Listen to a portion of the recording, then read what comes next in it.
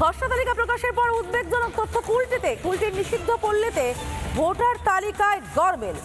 কুলটিতে তালিকা থেকে বাদ একাধিক ভোটারের নাম। খসড়া তালিকা প্রকাশের পর বাদ 742 জনের নাম, যার মধ্যে রয়েছে 139 জন মৃত ভোটারের নাম।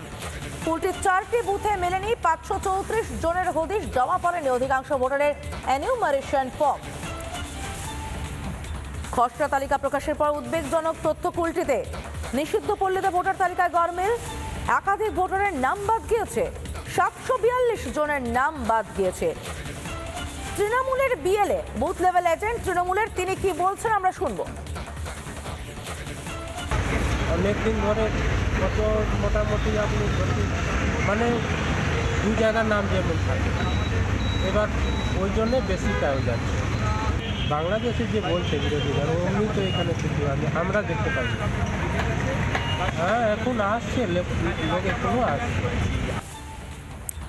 আর ইতিমধ্যে এই নিয়ে শুরু হয়ে গিয়েছে রাজনৈতিক চাপান্ত তৃণমূল এবং বিজেপির মধ্যে। ভোট চুরি করতে ভোটার তালিকায় কারসাজি বলে অভিযোগ বিরোধীদের। পাল্টা তৃণমূলের কি সাফাই, শুনুন। প্রায় 40% লোক আনম্যাপিং আছে, ওদের ট্রেস নেই, ওরা কোথায়কার লোক জানে না। এটাই আমরা আগে দাওয়া করছিলাম কি বাংলাদেশ থেকে তৃণমূল কংগ্রেসের নেতা এখানে লোককে আশ্রয় দিচ্ছে, ওদেরকে জবরদস্তি ভোটার তালিকাতে নাম এনরোল করেছে।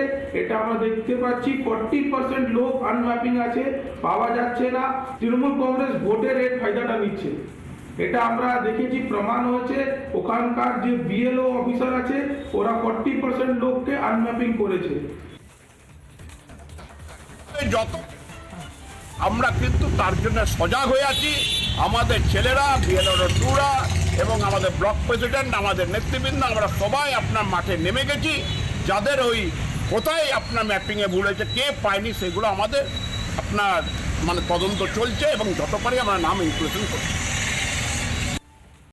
নানা ধরনের কন্টেন্ট দেখার জন্য লাইক করুন, শেয়ার করুন আমাদের ফেসবুক পেজ, সাবস্ক্রাইব করুন আমাদের ইউটিউব চ্যানেল।